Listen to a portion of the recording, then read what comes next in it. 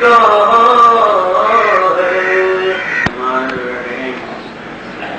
الحمد لله رب العالمين والصلاة والسلام على سيد الأنبياء والمرسلين أبي القاسم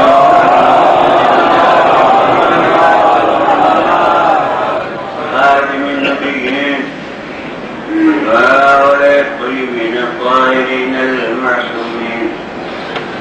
أما بعد فقد قال الله سبحانه في كتابه المبين وهو أصدق الصادقين إن الله اصطفى آدم ونوحا وآل إبراهيم وآل عمران على العالمين. صلوات الله.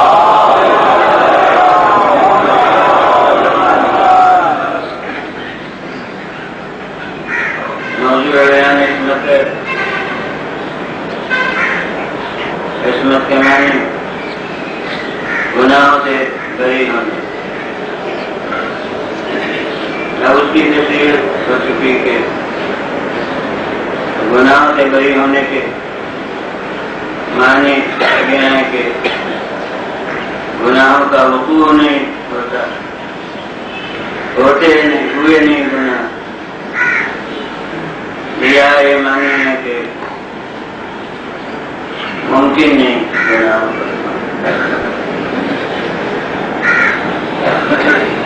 اگر یہ ہے کہ وہ صرف وقوع نہیں ہوتا گناہوں کا تو پھر کوئی ضمانت اس کی نہیں ہے کہ لازمی بات ہے اس کے خلاف ہو نہیں سکتی، یہ بات ٹل نہیں سکتی. اور اگر یہ معنی ہے کہ گناہ ہو نہیں سکتے تو جو قابل غور یہ ہے کہ کیا گناہوں سے مجبور ہیں، یعنی تو قدرت نہیں ہے اس کے لیے کل میں کیا وہ یہ کہ اللہ کے بعد میں ہمارے نزدیک اصول دین میں عدل داخل ہے، اور عدل کے معنی یہ ہے کہ وہ غلط کام نہیں کرتا. تو یہ غلط کام جو نہیں کرتا اس میں یہ سوال پیدا ہوتا ہے کہ بس کرتا نہیں ہے، کر سکتا نہیں. اگر کرتا نہیں تو ہم بھی اکثر نہیں کرتے. اور اگر یہ معنی ہے کہ کر سکتا نہیں تو پھر وہی سوال ہے کہ اس کے پہلے تو ہم نے توحید میں مانا کہ وہ قادر مطلق ہے، تو یہ کر نہ سکنا اگر مجبوری کے معنی میں ہے تو وہ قدرت مطلقہ کے خلاف ہے. یعنی پھر اصول دین میں ایک دوسرے سے ٹکرا جائے گا. توحید کا تقاضا ہے قادر مطلق ماننا، اور عقل کا تقاضا ہے غلطیوں سے بری ہونا، بری باتوں سے بری ہونا. تو وہ دونوں ایک دوسرے سے متضاد ہو جائیں گے.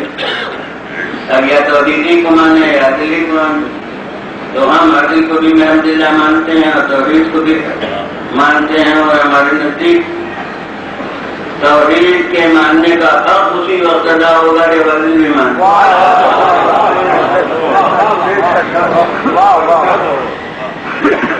تو جب یہ سمجھ لیں گے، اس منزل کو طے کر لیں گے کہ عدالت قدرت کے خلاف نہیں ہے، تو پھر وہ بات سمجھ میں آ جائے گی کہ عصمت اختیار کے خلاف نہیں. وہ عادل ہوتے ہوئے قادر مطلق ہے،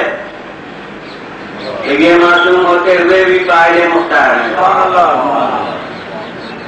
تو وہ ظاہر ہے کہ وہ پوری تشریحات تو نہیں ہو سکتی، مگر سنت بیان یہی ہے کہ کچھ قبل کا بیان مختصر طور پر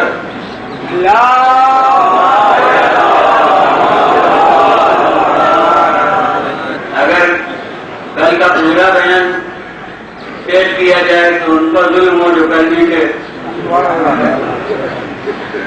اور اگر بالکل ہی سلسلہ بیان نہ کیا جائے تو ان پر ظلم ہو جو آدھی آئے، لہذا جمع بین العقلین کے لیے یہی ہوتا ہے کہ کچھ خلاصہ تو بیان کر دیا جائے کہ کل یہ بیان تھا تاکہ آپ کی بات سمجھ میں آئے، اور پورا بیان وہ انہی کے لیے رہے جو کل موجود تھے، ورنہ پیش قدمی کرنے والوں اور غیر کرنے والوں میں فرق کیا ہوتا ہے؟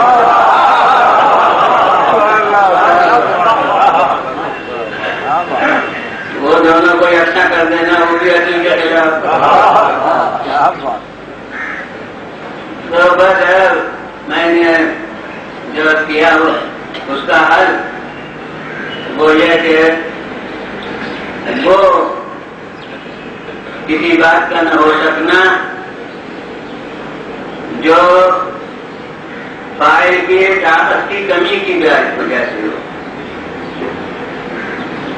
کہ وہ کام کرنے والا کمزور ہے اس لیے نہیں ہو سکتا، یہ تو قدرت کے خلاف ہے۔ لیکن اگر یہ نہ کر سکنا فاعل کے کمال ذات کی وجہ سے، یہ نقص ہے اس کی شان میں اور وہ کمال کی منزل ہے، تو کمال کے تقاضے سے جو عدم امکان ہو وہ قدرت کے خلاف نہیں ہے۔ بس جس طرح عالم وجودی میں عدل کا لازم ہونا اور ظلم کا ناممکن ہونا یہ قدرت کے خلاف نہیں ہے، اسی طرح عالم امکان میں گناہوں کا نہ ہونا اور گناہوں سے بری ہونا یہ عصمت کے خلاف، یعنی وہ عدل مطلق کمال شان الوہیت کا تقاضا ہے، اور یہ عصمت کمال منصب الہی کا تقاضا ہے۔ اس کے خود اپنے کاموں میں برائی نہیں ہے، یہ اس کی شان الوہیت ہے، اور اس کے بنائے ہوئے صاحب منصب میں گناہوں کے داغ دھبے نہیں ہیں، یہ اس کے منصب کی جلالت ہے۔ تو اس منصب کے جلالت کی بنا پر اس کی طرف کے مقرر کیے ہوئے کی شان کے خلاف جو چیز ہے اس کا نہ ہو سکنا یہ عین کمال ہے، یہ اس کے لیے نقص نہیں ہے۔ تو جس طرح کے وہاں عدالت شان الوہیت کا تقاضا ہے، ویسے ہی یہاں عصمت شان نبوت و رسالت یا امامت کا تقاضا ہے۔ جو اس کی طرف کا منصب ہے رہنمائی طرف کا، خواہ وہ بنام نبوت ہو، خواہ وہ بنام رسالت ہو، خواہ وہ بنام امامت مطلقہ ہو، وہ امامت رسول دین میں جاتا ہے، تو اس کا لازمی نتیجہ پھر عصمت ہے۔ یہ اس منصب کی جلالت کا تقاضا ہے لازمی، جو جب لازمی ہے تو اس کا خلاف نہیں ہو سکتا۔ یہ نہ ہو سکنا اس کے قدرت اختیار کی نفی کا نام نہیں ہے، بلکہ یہ نہ ہو سکنا اس کے منصب کی بزرگی کا نام ہے۔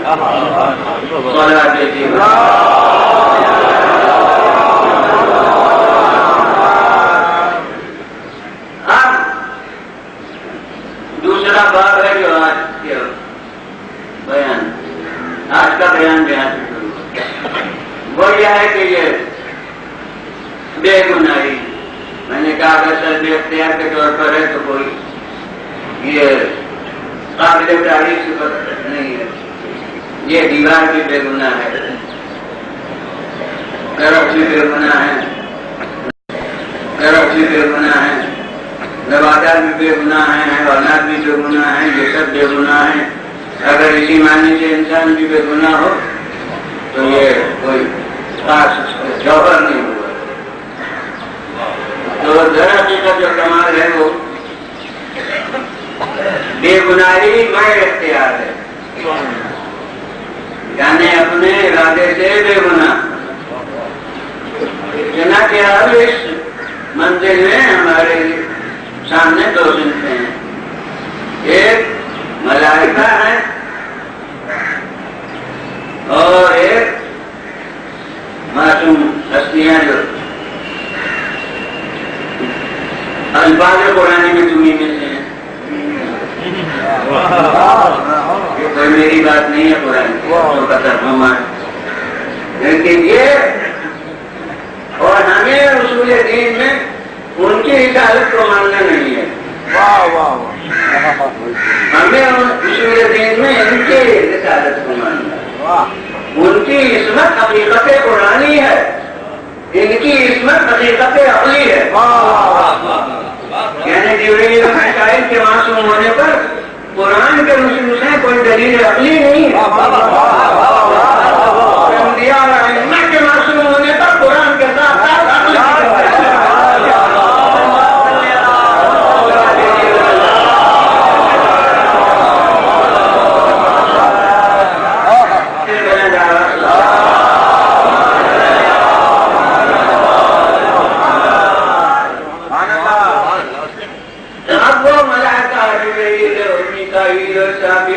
کچھ کے نام ہمیں معلوم ہے، وہ اپنی قرآن کی بدولت، حدیثوں کی بدولت، اور ملائکہ بے شمار،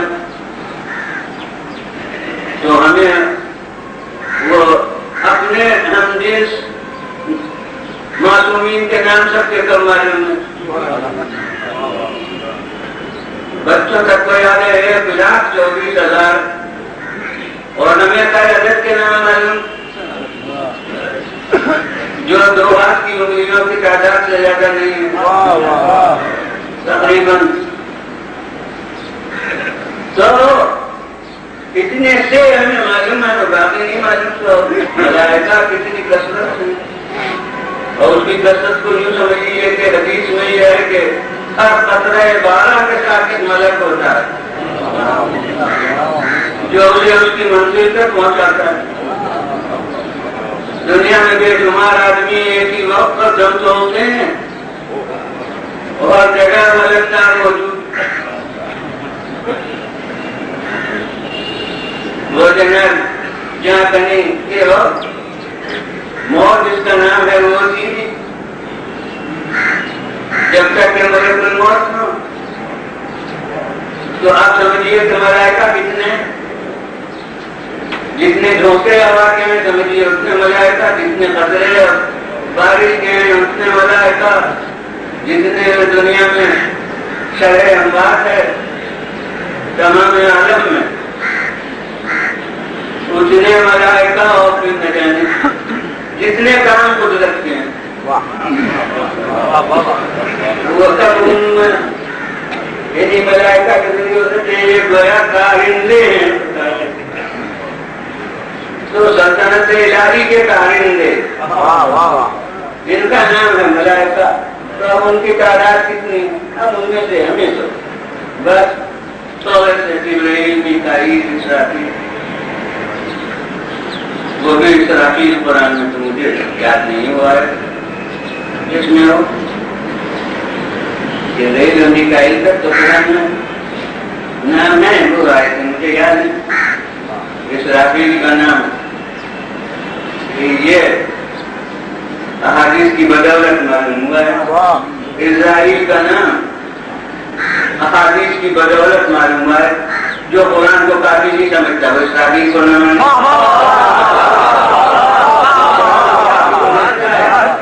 اسرائیل کو نہ مانے،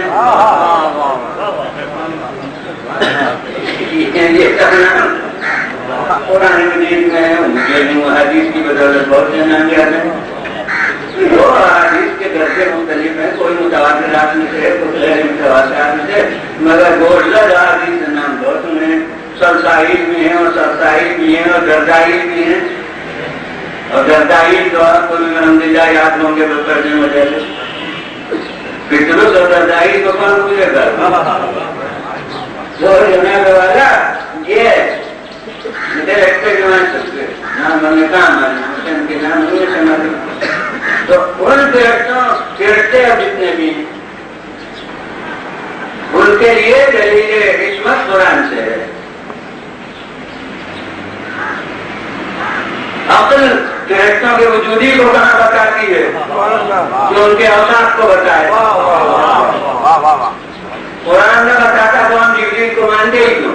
قرآن نہ کہتا تو میکائیل کو مانتے ہی کیوں؟ ہم نے تو آنکھوں سے نہیں دیکھا. اب وہ نہ مانے جو غیب کے منکر ہیں.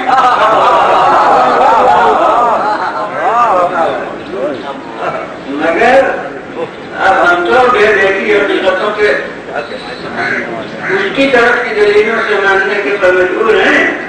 لہذا ہم مجبور ہیں جبرائیل کے ماننے پر بھی، میکائیل کے ماننے پر بھی، اسرافیل کے ماننے پر بھی. کبھی نہیں کہیں گے کہ ہم نے نہیں دیکھا.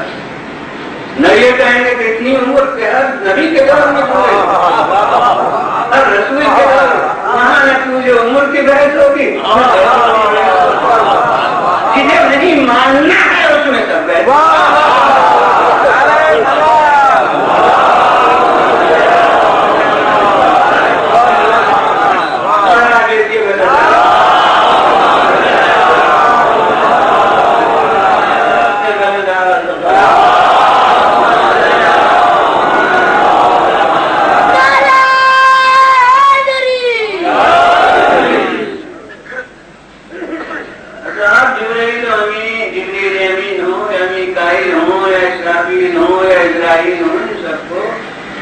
کتاب و سنت کی بنا پر مانا ہے.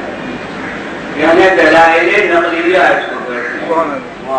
سمعیہ دلائل بھی کہتے ہیں کہ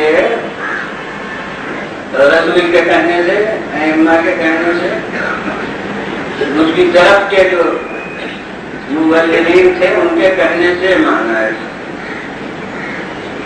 اور قرآن بھی اسی میں ادلہ نقلیہ میں داخل ہے. تو اس سے مانا. اب جب اس کی بنا پر ماننا ہے تو اب جو قرآن کہہ رہا ہو اسی کو ماننا ہے. اور یہ بڑی اصولی بات ہے. بغیر قرآن کے اگر کوئی چیز ماننے والی نہیں ہے تو انسان کو یہ حق تو ہے کہ وہ اسے نہ مانے. لیکن اگر قرآن کی بنا پر کسی چیز کو مانتا ہے تو پھر جو قرآن کہے اسے ماننا چاہیے. پھر اس میں ہمیں لڑائی کرنا چاہیے تو ہماری سمجھ میں نہیں آتا اور اس میں یہ پھر غلط ہے. اگر سمجھ میں نہیں آتا تو آپ قرآن ہی کو نہ مانیے. جب قرآن کے کہنے سے ماننے پر مجبور ہوئے ہیں تو جو قرآن کہے وہ مانیے. میں کہتا ہوں کہ اگر قرآن نہ کہتا تو معراج کو ماننے کی ضرورت ہی کیا تھی؟ ہم نے تو ہمیشہ دنیا میں کو دیکھا، زمین پر دیکھا، جنہوں نے دیکھا. تو کون کہتا ہے آپ سے گلا کون پوچھتا ہے کیا معراج کو مانیے؟ مجبوری یہی ہے نا کہ قرآن کو مانتے ہیں. قرآن نے کہا ہے تو اس لیے مجبوراً معراج کو بھی ماننا ہے. تو اگر قرآن کی بنا پر معراج کو ماننا ہے تو پھر جو قرآن نے بتایا ہو وہ مانیے. پھر اپنے ذہن سے اس میں تصرف نہ کیجیے. اب بحث معراج جسمانی اور معراج روحانی کی نہ کیجیے. آسان یہ ہے کہ قرآن میں دیکھ لیجیے کہ وہ معراج روحانی بتاتا ہے یا معراج جسمانی. وہ کہہ رہا ہے سبحان الذی اسری بعبدہ، پاک ہے وہ پروردگار جو لے گیا اپنے بندے کو. بندہ حالت حیات نہ فقط روح کا ہوتا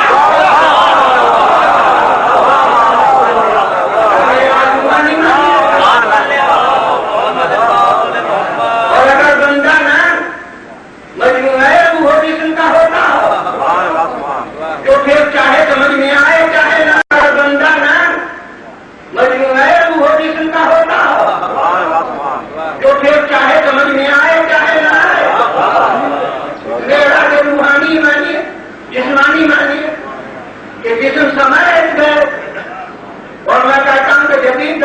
سے ماننا بہت ضروری ہو گیا، اس لیے کہ آج دنیا نے اتنی ترقی کی کہ چاند تک جا رہے ہیں، دنیا نے اتنی ترقی کی کہ اور ستاروں تک جانے کے لیے کمندے پھینک رہے ہیں، شاید کی زبان میں کمندے پھینکنا کہا ہے اور لوگ اس وقت پر توڑ رہے ہیں اور سیاروں تک جانے کے لیے اور چاند تک تو پہنچ گئے۔ تو میں کہتا ہوں کہ یہ جانے والے سب اگر فقط روحانی طور پر جا رہے ہو تو میرا جمانی مانیے، اگر یہ سب جسم سمیت جا رہے ہو اپنے رسول کی رفت کو ان کے کرنے سمجھے۔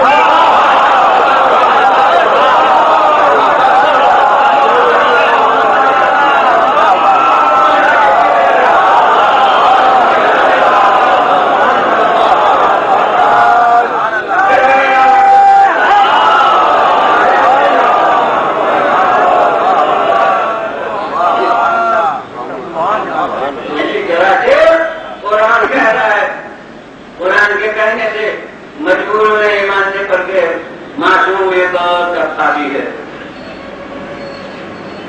فقط جناب آدم سے لے کے ختم تک یہی لوگ معصوم نہیں بلکہ ایک اور طبقہ ہے، ایک اور قسم ہے جو معصومین کی اور وہ فرشتے ہیں، وہ ملائکہ ہیں۔ تو یہ جب قرآن کے کہنے سے مان رہے ہیں تو جو قرآن جس طرح کی ان کی عصمت کو کہے اس طرح کی عصمت ماننا چاہیے۔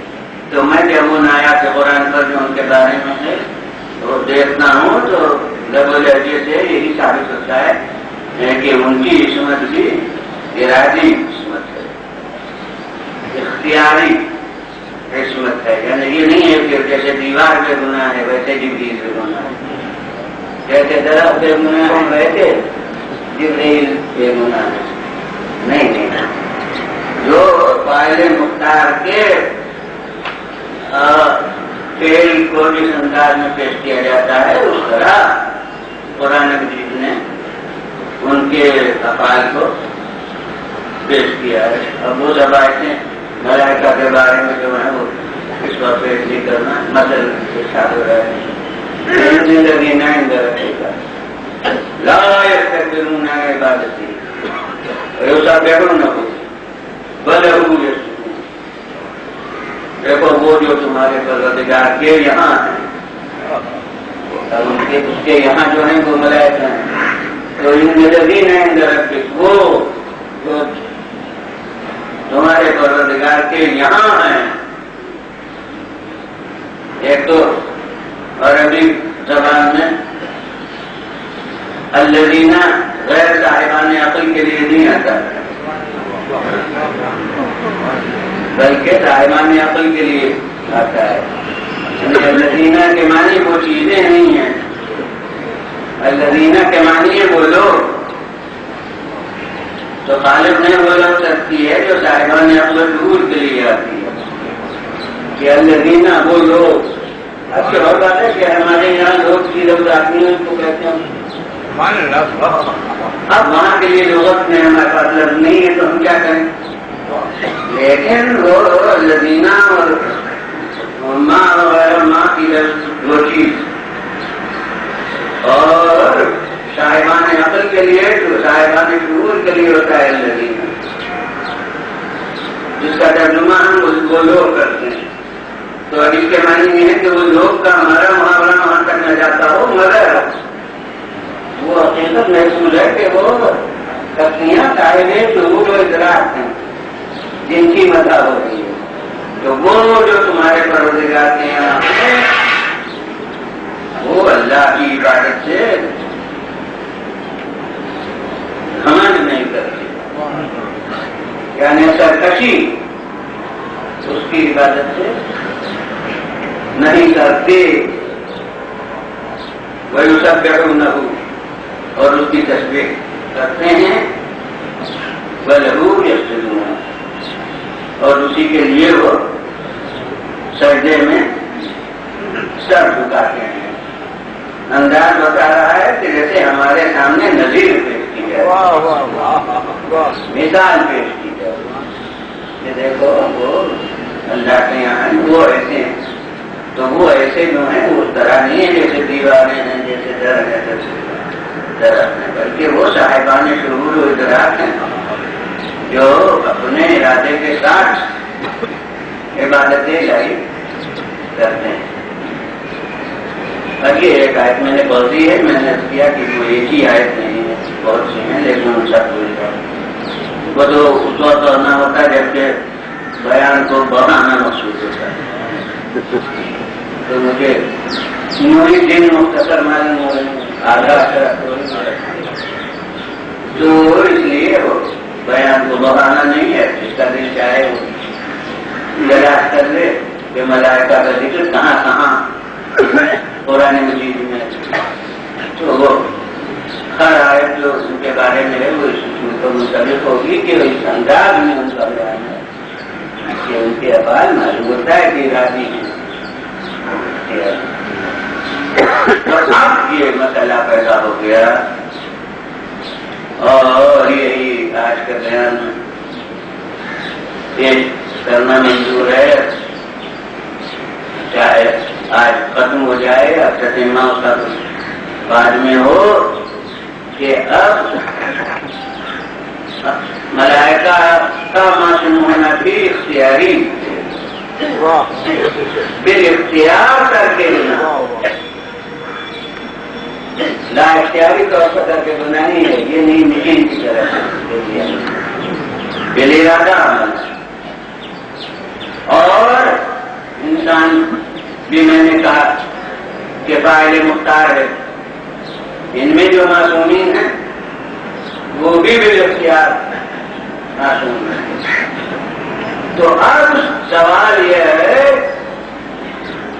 جو ایک مستقل موضوع کی حیثیت رکھتا ہے کہ عصمت ملائکہ اور عصمت انبیاء میں فرق کیا ہے؟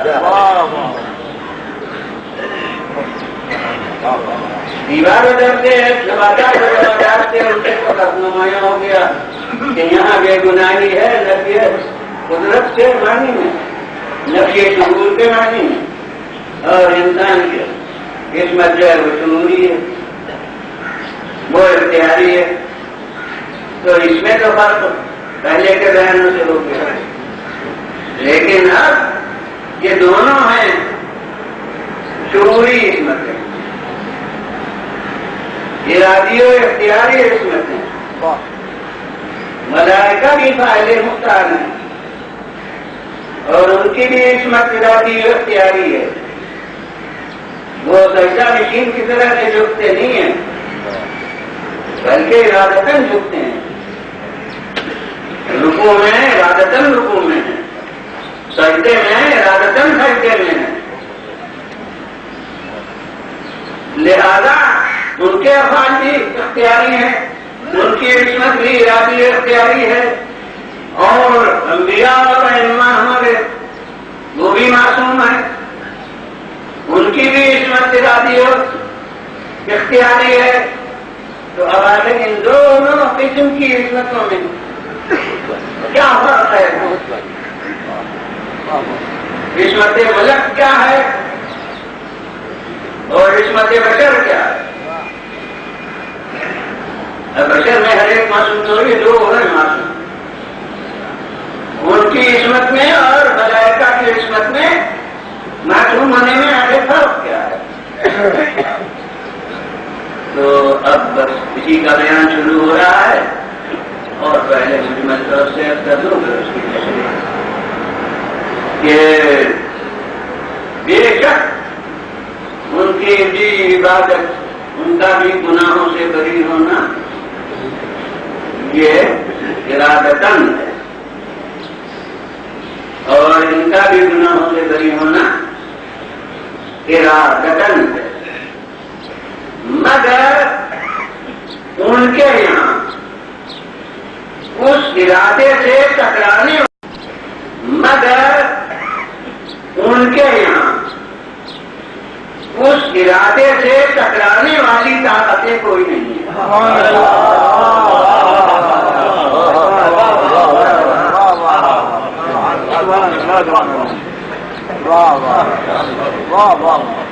بے شک بالارادہ گناہوں سے بری، مگر ان کی طبیعت میں محرکات گناہ نہیں۔ محرکات گناہ کی چیزیں ہیں بچی دے کے بھوک،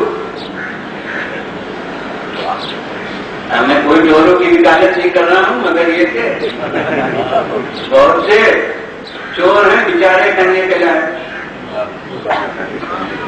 یعنی واقع کر رہے تھے بیچاروں نے چوری کی، بھوکے تھے بیچارے نے چوری کی اپنی ضرورت پوری کرنے کے لیے، یعنی خواہش ایسا کہ بس غالب آ گئی۔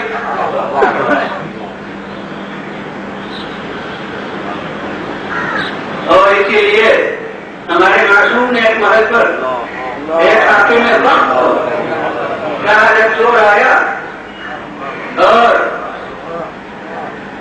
حکم دیا ہاتھ کاٹنے کا، تو امام نے فرمایا کہ تمہارے نظام نے ایسا انتظام کیا ہے کہ سب کا پیٹ بھر جائے،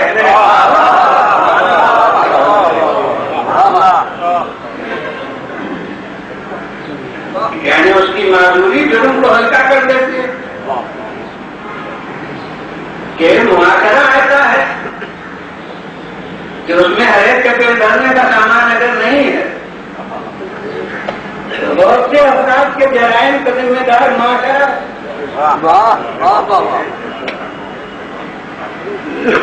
تو یہ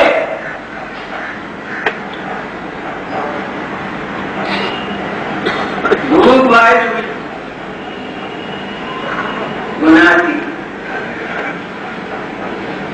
ایک چیز ہے غصہ۔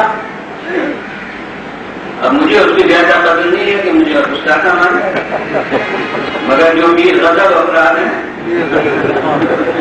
انہیں خود اس کی قدر زیادہ ہوگی کہ غصے میں بہت سے کام آدمی ایسے کر گزرتا ہے جو بعد میں خود پشیمانی ہوتی ہے کہ لا حول ولا قوت، دیکھو غصے میں نے یوں کہہ دیا، غصے میں یوں کر دیا، یعنی عام حالات میں نہ کہتے، اپنے آزاد ضمیر سے نہ کہتے، لیکن اب غصہ جو ہے اسی کا ایک درجہ ہوتا ہے جو اختیار کہلاتا ہے، تو اب اس میں بہت سے کام ہو جاتے ہیں۔ تو محرک گناہ یہ غصہ اور قسم کے خواہش انسان کی ہوتی ہیں جن کی صراحت مقام منبر کے لیے مناسب نہیں، بہت سے اس قسم کی خواہش میں بڑے گناہوں کے باعث ہو جاتی ہیں۔ تو یہ محرکات کے گناہ ہوتے ہیں، انہیں میں سے ایک جذبہ انتقام ہے۔ عرب میں بہت جاؤ جلال کے ساتھ تعلق آتا ہے، اس نے ہمارے بھائی کو مارا تو ہم اس قبیلے کے 10 آدمی ماریں گے، تو اب یہ جذبہ انتقام یہ بھی ایک ہے۔ یہ محرکات کے گناہ وہ کبھی جذبات کے کہلاتے ہیں، کبھی رجحانات ان کو کہتے ہیں طبیعت کے، تو وہ محرکات کے گناہ ہوتے ہیں۔ بس ملائکہ کیا فرشتہ پن یہ ہے کہ ان میں یہ محرکات کے گناہ نہیں۔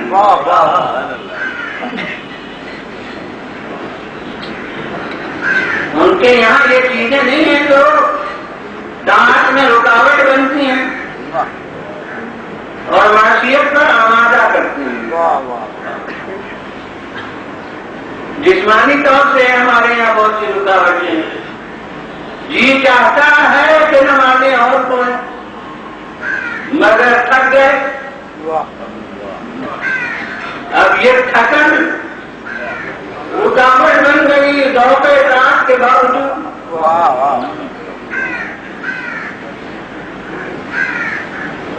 حضور جی چاہتا ہے کہ پوری رات شب قدر میں کم سے کم اور راتوں میں نہیں شب قدر میں جاگیں گے، بہت سے مومن جاگتے ہیں، لیکن نیند آ رہی ہے، بیٹھے ہیں دعائیں پڑھ رہے ہیں لیکن آنکھیں بند۔ اب تو اب بتائیے بند آنکھوں سے دعائیں پڑھتے بھی رہے تو کیا قیمت ہوگی؟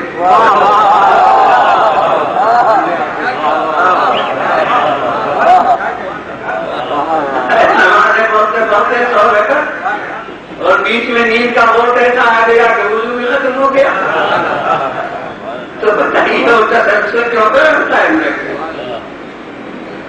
اور یہ ہمارے جسمانی کمزوری، جسمانی کمی ہے۔ فرشتے جو ہیں ان میں یہ بات ہی نہیں، ان میں ٹکر نہیں ہوگی کہ وہ عبادت سے عاجز ہوں، ان کی وہ طبیعت نہیں جو یکرنگی عمل سے اٹھتا ہے۔ ہمارے یہاں ایک دن ہی رکاوٹ کہ ہماری طبیعت ایسی ہے کہ وہ پھر طبیعت اچانک ہو جائے گی، جو عمل یکساں رہے۔ تو اب ذہن کے لیے ہمارے تنوع کی ضرورت ہے، رنگ برنگی کی ضرورت ہے، تو ہمارے لیے ممکن ہی نہیں یہ کہ ہم بس رکوع میں ہیں تو رکوع ہی میں رہیں، سجدے میں ہیں تو سجدے ہی میں رہیں۔ انسانوں میں جسمانی رکاوٹیں بھی ہیں اور ذہنی رکاوٹیں، طبعی رکاوٹیں، یہ سب ہیں کہ جو فرشتوں میں نہیں ہیں۔ تو اب ان کی بے گناہی اس میں کوئی جہاد نفس شامل نہیں ہے۔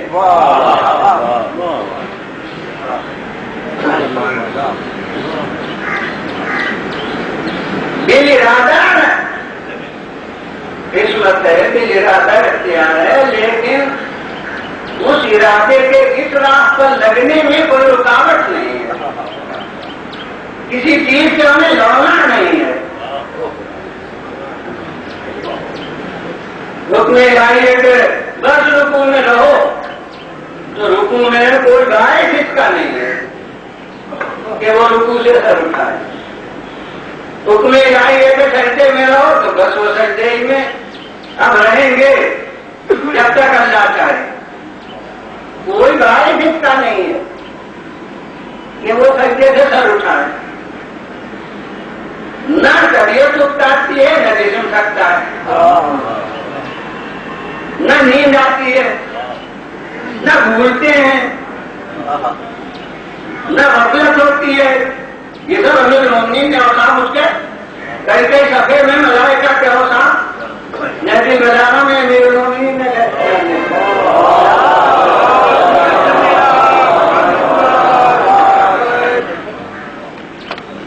اور میں کہتا ہوں کہ قدر گوہر کا عدالت یا بجانب جوہری ملائکہ کے عصمت کی کیفیت کو ان سے بڑھ کے کام جانے کا میدان کا مرد ہے جو خود عصمت کے درجے پر ہے، وہی ان کی عصمت کی کیفیت کو سمجھے۔ لہذا اس طرح سے امیر المومنین نے اوصاف بیان کیے ملائکہ تفصیل کے ساتھ، اور تو اب ان کی عصمت اس کے ساتھ رکاوٹیں مزاحمتیں نہیں۔ یہ بیچارہ انسان اب یہاں یہ تو منزل ایسی ہے جس کو میں سچی نگاہ سے بیچارہ کہہ رہا ہوں، مگر اسی بیچارگی میں اس کا کمال منزل کردار بولنا دینا ہے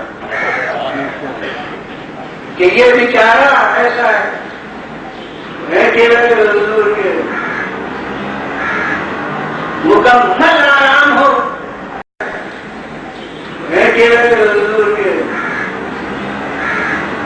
مکمل آرام ہو، لیکن یکساں قائم رہے تو مکمل تکلیف۔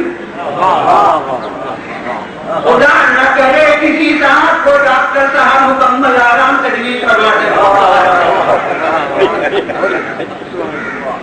ورنہ ان سے پوچھئے کہ وہ آرام کتنا اتنا تکلیف دے ہے.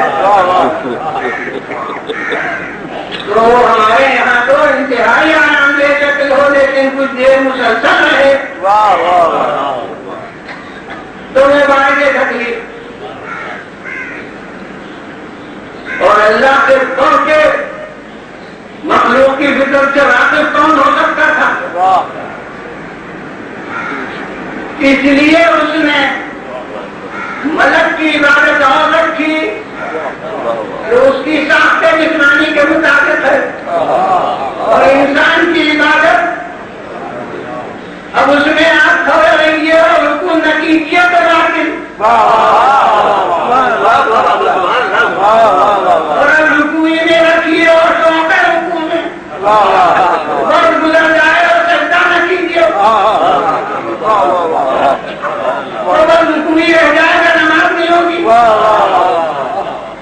اور سجدے میں اور بس سجدے میں دل اتنا لگا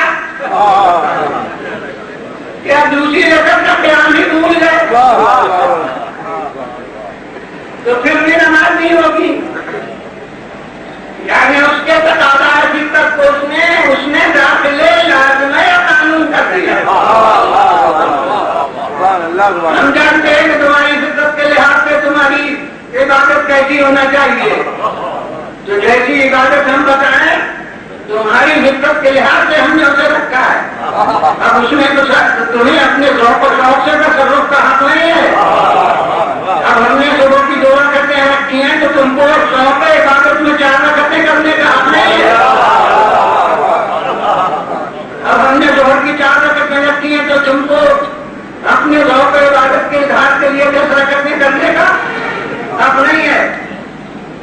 اگر تم نے ایک نیت سے 10 رکعتیں پڑھی تو یہ نہیں ہوتا کہ 4 مجلا کر کے باقی رکھتی ہے.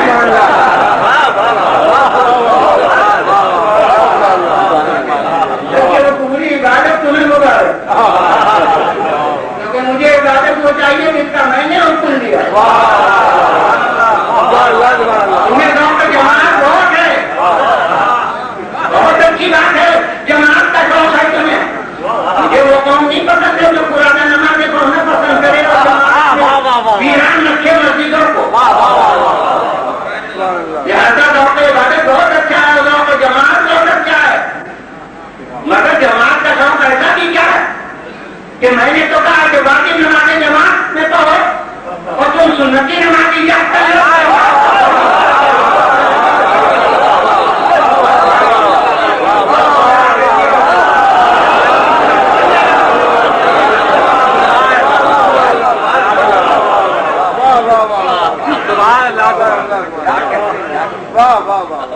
جب میرے حکم کا پابند ہو تو میری بتائی ہوئی عبادت کرو تو مجھ سے اگر اپنے دل بتا اپنی طبیعت کے تقاضے سے تم نے عبادت تلاش لی تو پوری جیسا بھی لے لینا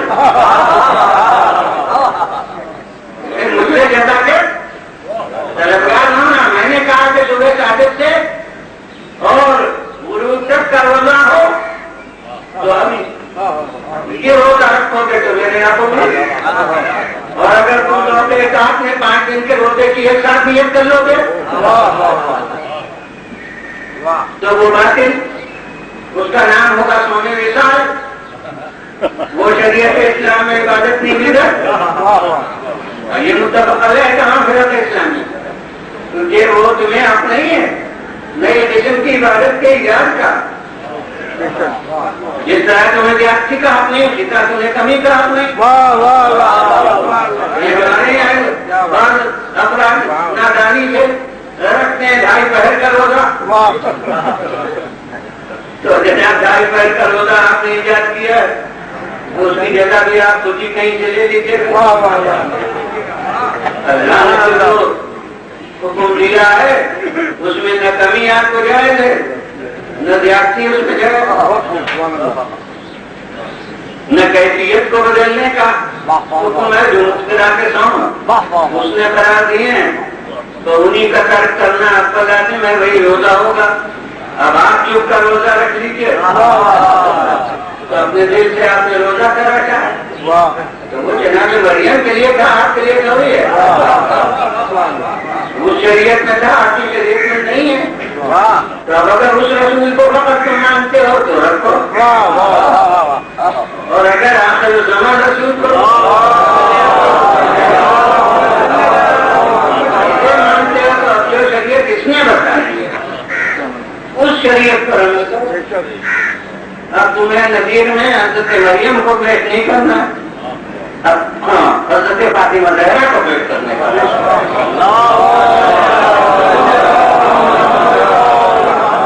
اس لیے کہ یہ اسی شریعت کی پیش کرنے والی ہے، اسی شریعت کی نمائندہ ہے، بلکہ اسی شریعت کے لیے ایک طبقے کے واسطے نمونہ بنا کے بیٹی گئی.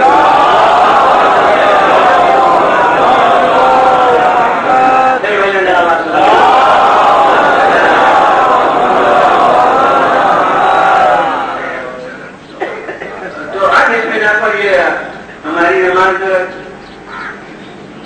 وہ اسی ہماری فطرت کو دیکھتے ہوئے خالق کی جانب سے مقرر کی ہے کہ تمہاری طبیعت نارنگی پسند ہے تو دیکھو اس میں قیام بھی ہے، سجود بھی ہے، اس میں رکوع بھی ہے، اس میں سجود بھی ہے، یہ سب کچھ ہے.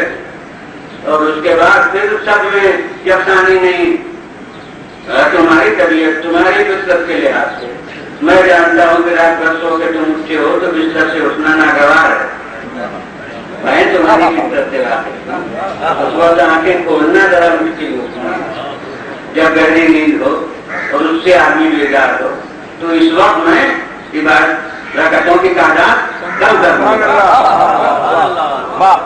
ارے بس 2 ہی رکعت والی ہیں. آ جاؤ کہ معلوم ہو جائے کہ تم وفادار اور حکومتیں جاری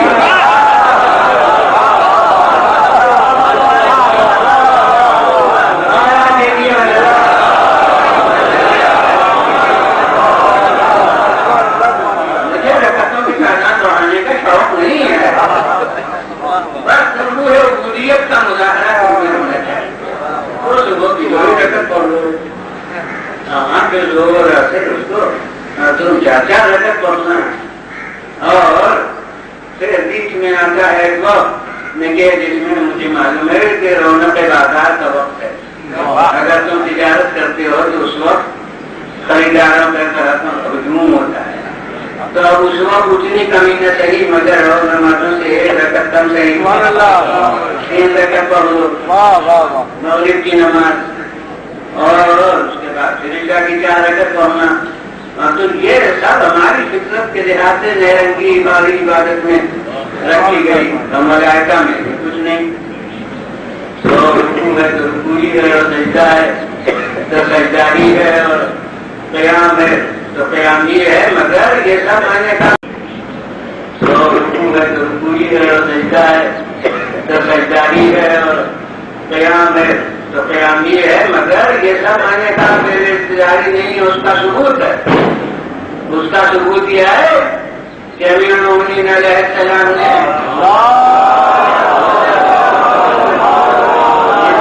دنیا ملک کے حالات سے واقف کوئی نہیں ہو سکتا.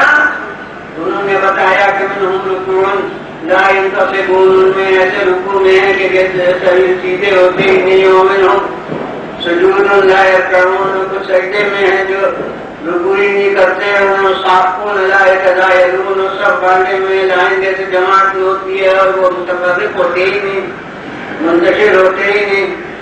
تو سب ایک طریقہ عبادت جو اللہ نے مقرر کر دیا اس کے پابند ہیں. لیکن وہی کہ جو ان طریقوں کے عبادت کے پابند ہیں انہیں کو جب حکم جاری ہو جائے گا تو وہ اپنی منزل کو چھوڑ کے کہیں آپ کے سراہنے عبادت کے لیے آ جائیں گے، پارٹی عبادت کے لیے آ جائیں گے. ارے جب حکم ہو جائے گا تو قیاس بن کے کسی دروازے پر، ارے نہیں کیا جب حکم ہو جائے گا تو کسی معصومہ کی میادت کے لیے چکی پیسنے کے لیے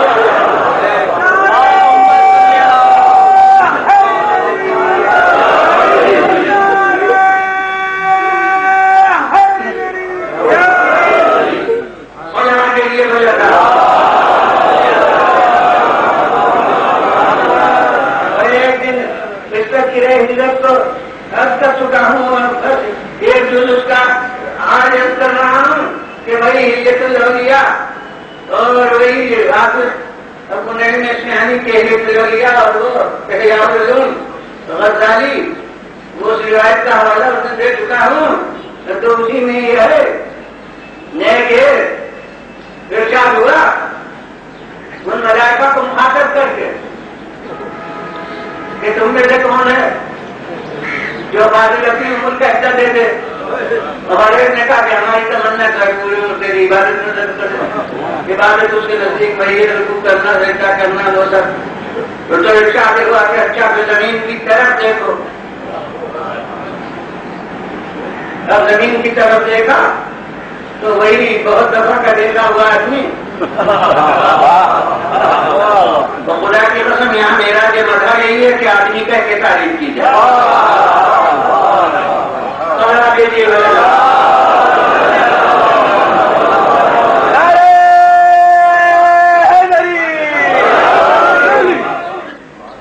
وہی بہت دفعہ کا دیکھا ہوا انسان مگر کبھی دیکھتے تھے اس وقت کھڑے ہوئے محراب عبادت میں آج دیکھا لیتے ہوئے کبھی دیکھتے تھے سو جاگتے ہوئے آج دیکھا سوتے ہوئے.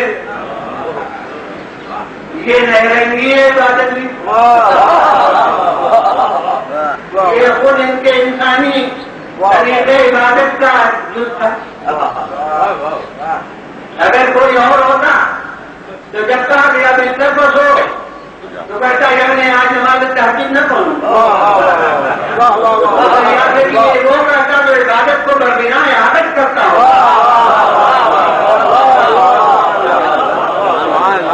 عبادت کو بنا احساس فرض سمجھتا وہ ہمیشہ راتوں کو اس عبادت میں گزارتا ہے. آج اس نے سمجھا کہ یہ عبادت ہے اور میں کہتا ہوں کہ اس گہری نیند کا بھی راز یہی ہے. ہمیں حیرت ہوتی ہے کہ آپ نے گہری نیند کیوں کرائی کسی بھی تلواری رکھتے ہوئے نظر قاتلوں کا محاصرہ اور اس میں گہری نیند. مگر اس گہری نیند کا راز یہی ہے یعنی یہ احساس کہ جس کی خاطر روز جاگتا تھا اس کی خاطر آپ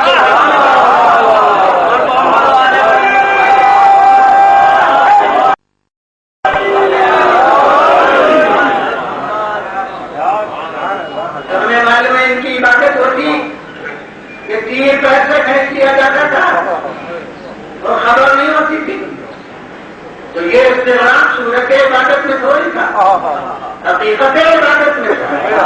اور جب نماز بطور عبادت ہو تو نماز میں وہ نہیں ہے اور جب خواب بطور عبادت خواب میں نہیں ہے.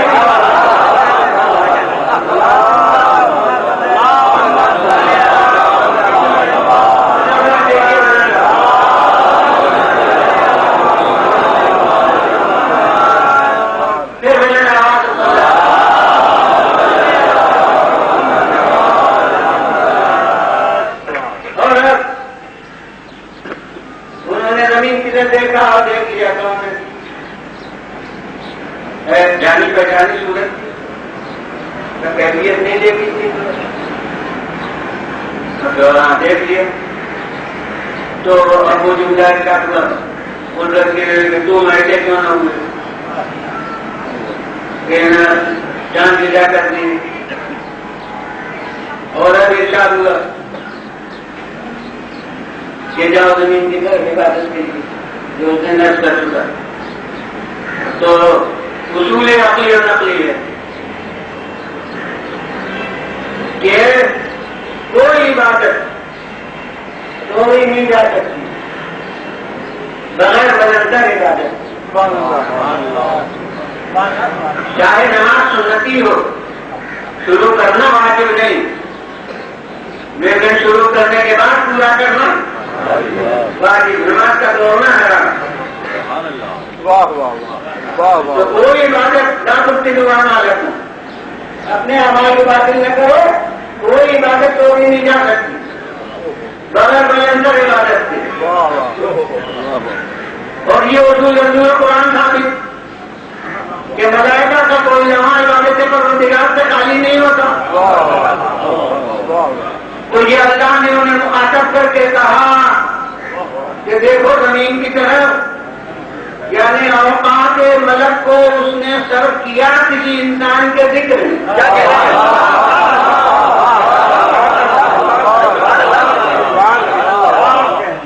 اور پھر فقط ذکر نہیں بلکہ دیکھو زمین کی طرف، یعنی نگاہ ملک کو متوجہ کیا کسی انسان کے چہرے کی طرف.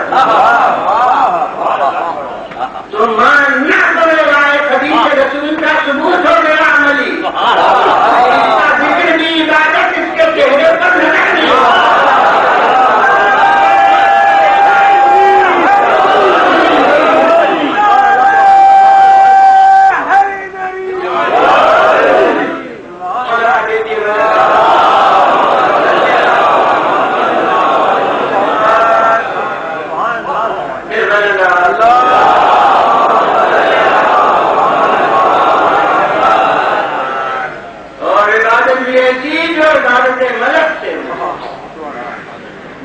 عبادت ملک سے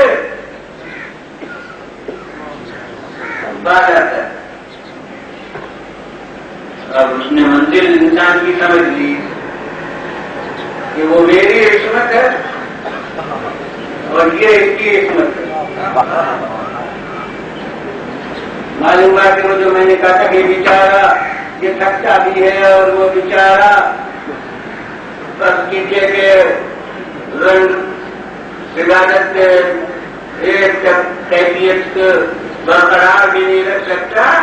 یہ سب بیچارہ کم نہیں ہے بلکہ یہ سب اس کی رفت کا راز ہے کہ اس کی عبادت جو ہے وہ بغیر جہاد نفس ہے اور اس کی جو عبادت ہے وہ جہاد نفس کے ساتھ ہے. اس کو دوسرے موضوع میں کیا کرتا ہوں. اور اب اس وقت یہاں جو کہ وہی جز ہے موضوع بیان ہے کہ عصمت ملائکہ جو ہے وہ عطیہ خسروانہ ہے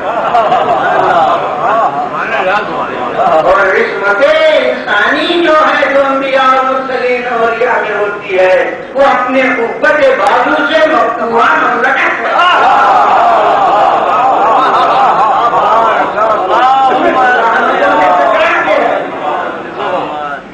کے تقاضوں سے لڑ کے ہے. یہ محرکات گناہ کو دبا کے ہے. تو وہ عصمت بغیر جہاد نفس ہے بغیر لڑے بھرے کا مال غنیمت ہے. اور یہ جہاد نفس کی منزل ہے کہ اگر اب اوقاتیں ایسی ہوتی ہیں کہ وہ اس منزل بے گناہی پر برقرار رہتی ہیں باوجود نفس کے محرکات کے، تو اب یہ عصمت اتنی اونچی ہوتی ہے کہ اس مملکت اور عصمت کا جو تاجدار ہو تو میں نے سب وہی کی ہے. مگر خدا کی قسم مدینے کا تاجدار کہنا میں ان کی توہین سمجھتا تاجدار مدینے کا تاجدار ملک وہ سب سے بڑا تاجدار ملک عصمت جب گوئے گا راہ تقرب الہی میں عصمت اختیاری کے قدموں سے اتنا بڑھے گا کہ ملک کو لڑک کے ساتھ چھوڑنا ہوگا.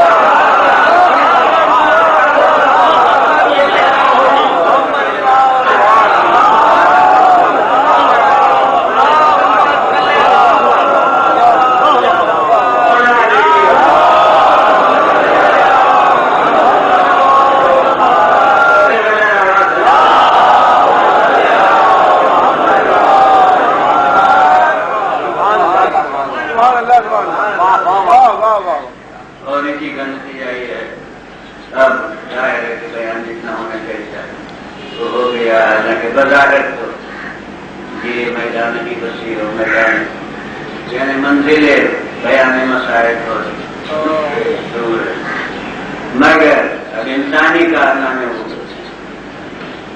کہ جو چیز کسی کے تصورات سے والا کر ہو اسی پر تعجب ہوتا ہے اور اس کی نظیر سامنے نہ آئے اس پر تعجب ہوتا ہے۔ تو جیسے شب ہجرت فداکاری کا ایک کارنامہ تھا جس پر اللہ نے اپنی نگاہ موری اور اس پر اللہ نے پکڑ، تو اگر وہ نادر نمونہ نہ ہو، حالانکہ آدم سے لے کے اس وقت تک معصومین کے کرداروں کا مطالعہ کرتا رہا،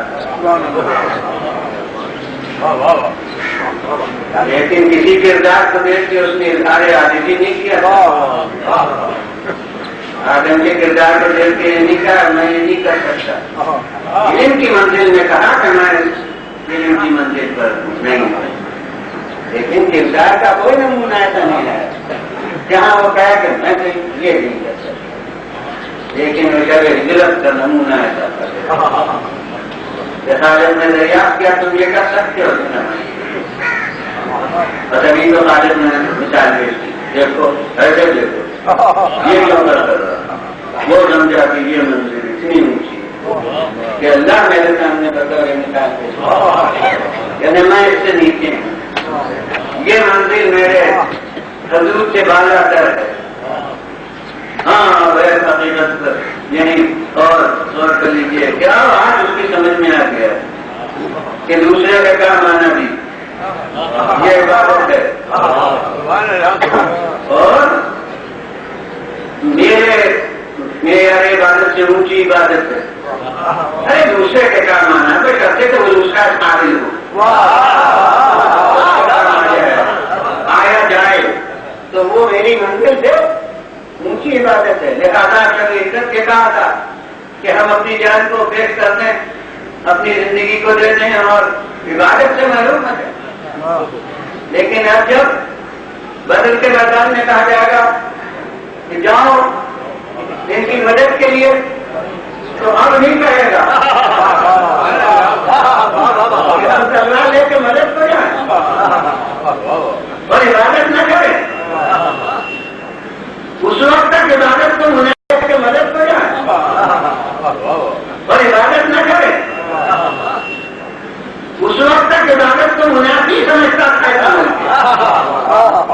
اور اب سمجھتا نہیں یہ بھی عبادت ہے، وہ ایک طریقہ عبادت ہے جس کا میں ماہر ہوں، اور یہ دوسرا طریقہ عبادت ہے آج مجھے اس پر معمول کیا جائے اور یہاں کوئی دور کی بات یاد کرتا ہوں، یہ بدر کے میدان میں مدد کے لیے آئے ہیں، بدر سے قرآن ثابت ہے وجے بھی لکھی ہے، تو حضور والا میں ان حضرات ملائکہ سے کہتا ہوں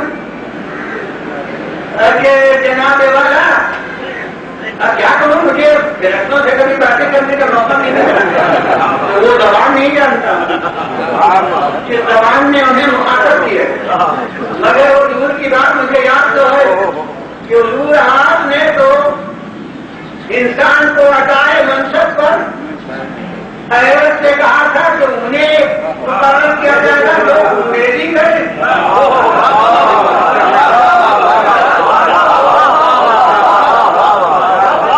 یعنی آپ حضرات کو انگریزی سے بہت نفرت ہے،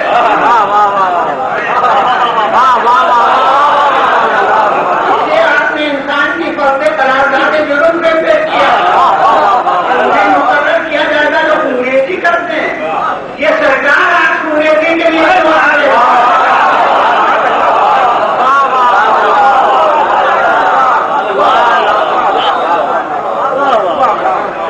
انگریزی کے لیے نہیں آئے نہیں فقط آج بدر میں تو خیر انگریزی کے لیے آئے ہیں، لیکن احد میں جا کے انگریزی کرنے والے کا کلمہ پائیں گے،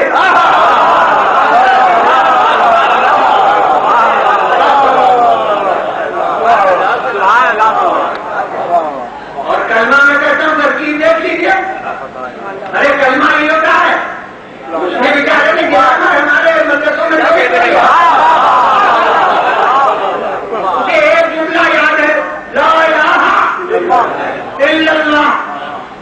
اسے ترکیب نہیں یہی معلوم ہے کہ ایک عدد لا رہا ہے، اس کے بعد کوئی کسی کا نام ہو، کوئی رسم ہو، اس کے بعد ایک اللہ ہو، کسی کا نام آ جائے،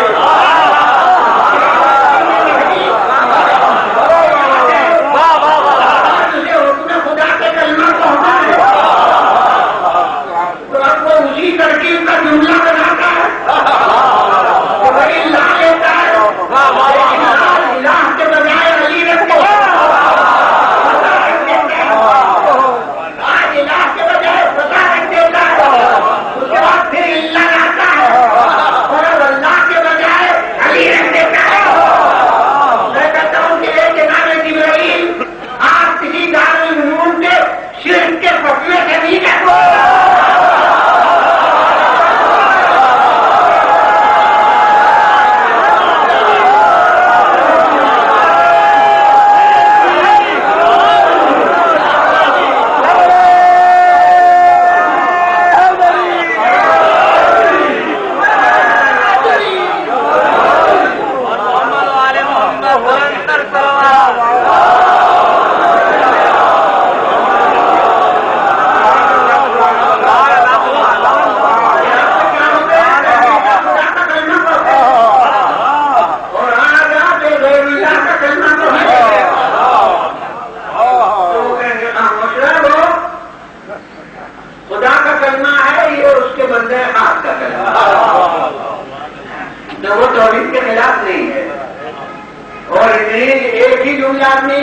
دوسرا جملہ بنا ہے تو اب تو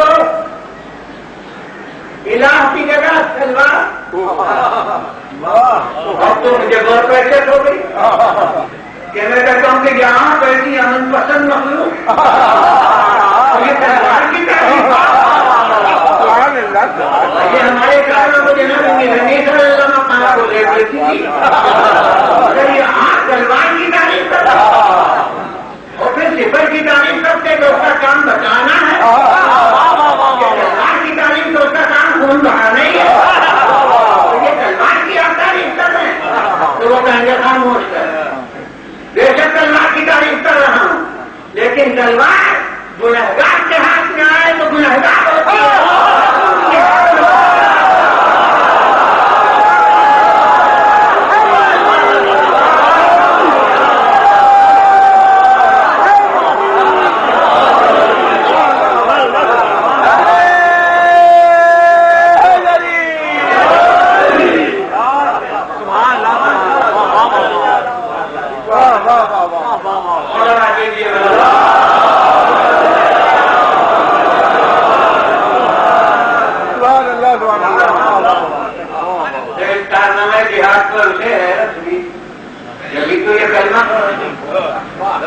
اور اس کے بعد ابھی ایک ذات اور ہے جس کی ایک صفت کو دیکھ کے ملک کو حیرت، یہ لفظ حیرت کسی کتاب میں نہیں ملا، کسی ذمہ دار افراد فرض کے کلام میں نہیں ملا، وہ صورت عمل سے کلمہ پڑھنے سے نہیں ملا، جو اس نے غیر مندی سمجھا کبھی تو کلمہ پڑھا، لیکن اب وہ منزل ہے جہاں کے ایک معصوم زبان کی لفظ، ایک معصوم زبان کے نام معصوم کی زبان سے لفظ سننے میں آئے، وہ کون جملہ ہے کہ عادت کر سعید الشہداء کو مخاطب کر معصوم نے کہا کہ آگے وقت میں صبر اے حسین آپ کے صبر کو دیکھ کر رشتے ششتر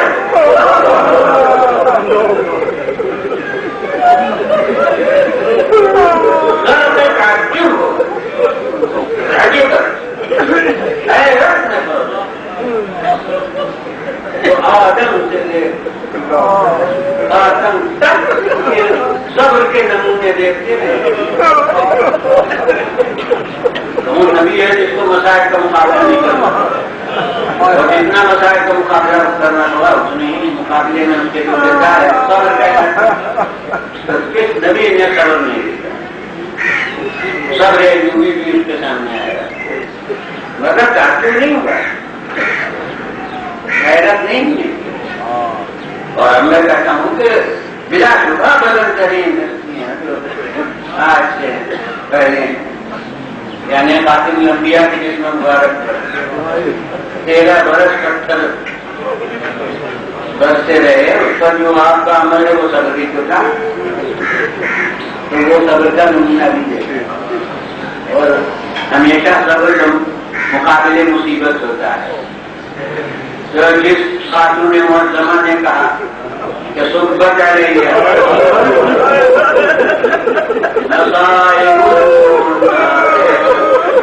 صحبت آ رہی ہے میں لیا لیا مجھ پر وہ مصیبتیں کہ اگر روز آئے اور جو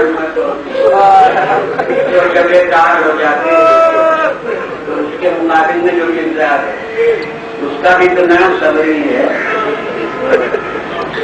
اور اس کے بعد حسن مصطفیٰ کی امیر المومنین کی پوری وہ پیغمبر کے زمانے کا میدان جہاد کا سبا کے قدم وہ بھی صبر ہے، اور 25 برس کی گوشن تھی وہ بھی صبر ہے، اور پھر اس کے بعد جو کچھ ہوا وہ ہمارا پوری زندگی صبر ہے، تو وہ بھی دیکھا ہے۔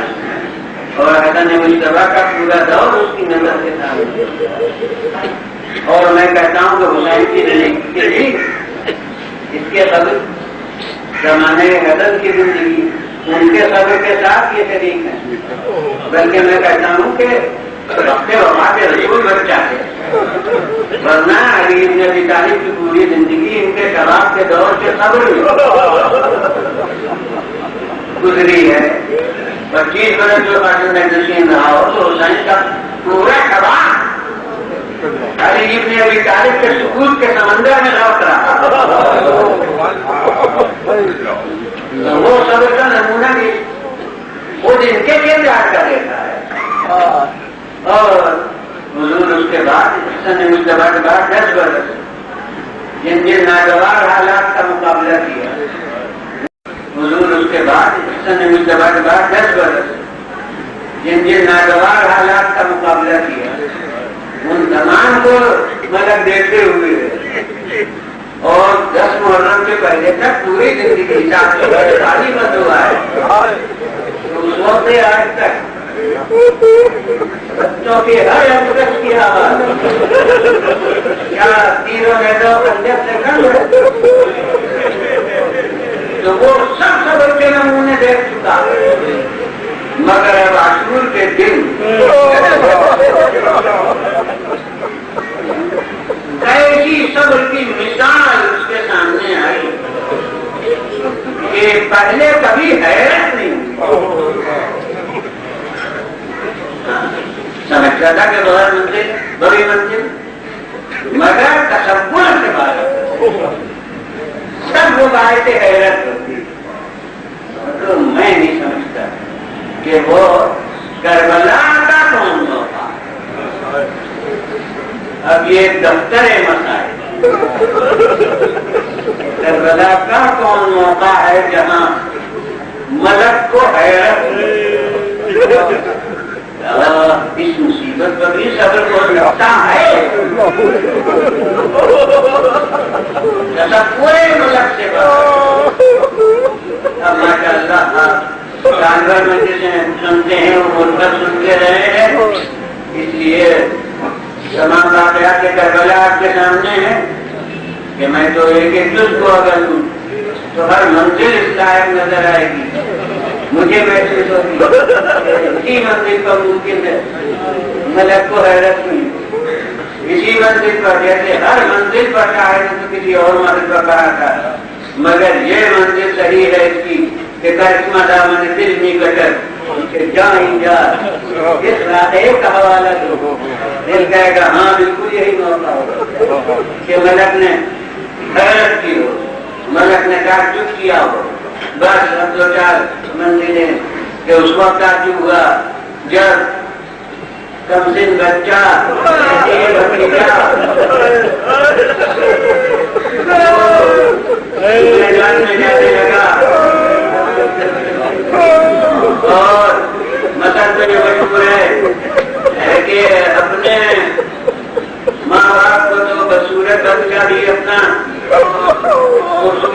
आनंद होता है। लेकिन जहाँ दुश्मन की निगाह उस नौजवान को महसूस करे, उसका एहतराम करे। अब ये भतीजा हुसैन का कायदा था कि जनाब मुफीद अल्लाह मकामा लिखते हैं, जो उस फौज का है सिपाही कहता है मुजाहिद करबला ये दरजा उलामुन दान नवज उसके कतर कलर। अरे एक ऐसा बच्चा निकला कि जैसे चांद में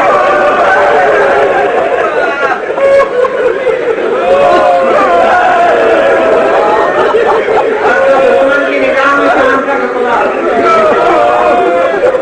वो चाहने वाले चचा की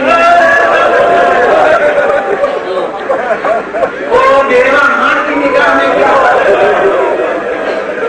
वो परवरिश करने वाली खुदी की निगाह में,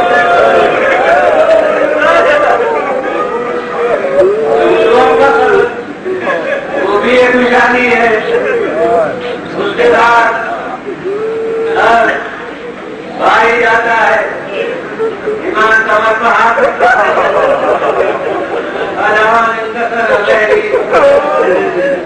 आप मेरी कमर शिकस्ता हो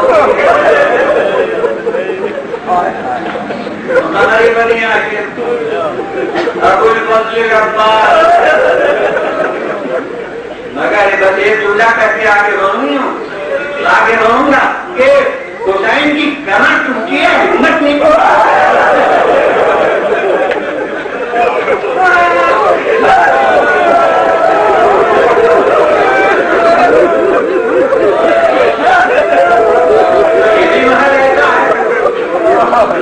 की निगाहें हैं। अब उसके बाद उन्होंने जब शबाब मोहम्मदी की दावत हाल तो बाद में भी आएंगे कि किसी के जाने पर अल्लाह को गवाह नहीं बनाया,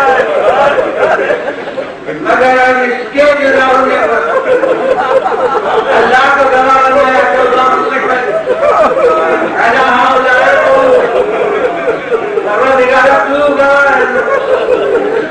जब वो जा रहा है